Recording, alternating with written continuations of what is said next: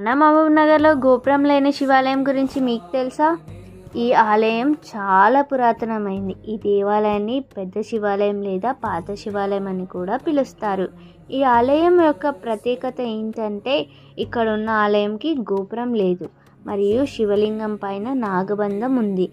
భక్తులందరూ ఈ క్షేత్రాన్ని చాలా పవిత్రంగా భావిస్తారు.